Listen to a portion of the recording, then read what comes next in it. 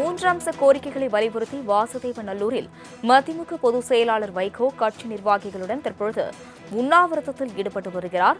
தென்காசி மாவட்டம் வாசுதேவநல்லூரில் செண்பகவல்லி அம்மன் தடுப்பணையை சீரமைக்க கோரி வைகோ தற்பொழுது உண்ணாவிரதத்தில் ஈடுபடுகிறார். உள்ளாறு அணைக்கட்டு திட்டத்தை செயல்படுத்த கோரி மதிமுக பொதுச் செயலாளர் வைகோ தற்பொழுது உண்ணாவிரத போராட்டத்தில் ஈடுபட்டு வரும் காட்சிகளை நாம் பார்த்து வருகிறோம். வாசுதேவநல்லூர் தென்காசியில் உள்ள காட்டுப்பன்றிகளை வனவிலங்கு பட்டியலிலிருந்து நீக்க வேண்டும் என்று வைகோ தற்பொழுது வலியுறுத்தியதாக அண்மை செய்தியை பார்த்து வருகிறோம். மதிமுக பொதுச் செயலாளர் வைகோ தற்பொழுது உண்ணாவிரதம் இருக்கிறார் என்பதை அண்மை செய்தியாக பார்த்து வருகிறோம்.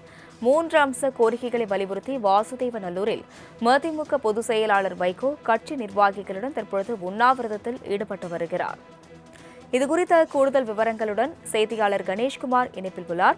கணேஷ்குமார், வணக்கம். மதிமுக பொதுச் செயலாளர் வைகோ தற்பொழுது உண்ணாவிரதத்தில் இருக்கிறார் என்ற தகவல் கிடைத்துள்ளது. கூடுதல் விவரங்கள், இந்த உண்ணாவிரதத்திற்கான காரணங்கள் என்ன? வணக்கம் அஸ்வினி.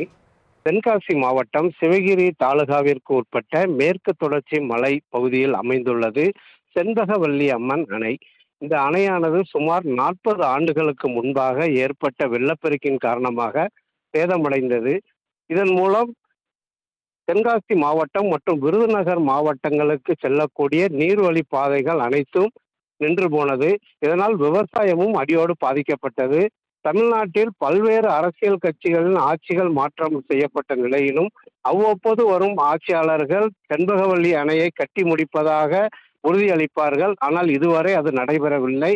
கடந்த 40 ஆண்டுகளுக்கு முன்பாக சேதமடைந்த இந்த செண்பகவல்லி அணையை உடனடியாக சீரமைக்க வேண்டும் என்பதை வலியுறுத்தி தற்போது மதிமுக பொதுச் செயலாளர் வைகோ வாசுதேவநல்லூர் புதிய பேருந்து நிலையம் அருகே உண்ணாவிரத அறப்போராட்டத்தில் ஈடுபட்டு வருகிறார்.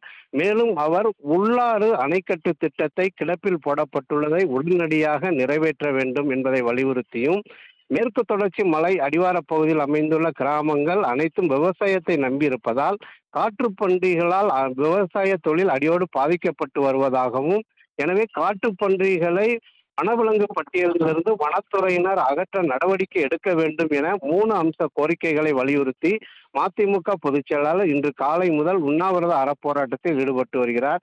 அவருடன் கடையநல்லூர் சட்டமன்ற உறுப்பினர் திமு ராஜேந்திரன், வாசுதேவநல்லூர் முன்னாள் சட்டமன்ற உறுப்பினர் டாக்டர் சதன் திருமலைக்குமார் உள்ளிட்ட மதிமுகவினுடைய நிர்வாகிகள் பலரும், அப்பகுதிகளை சேர்ந்த விவசாயிகள், பொதுமக்களும் இந்த உண்ணாவிரத அறப்போராட்டத்தில் பங்கேற்று வருகின்றனர்.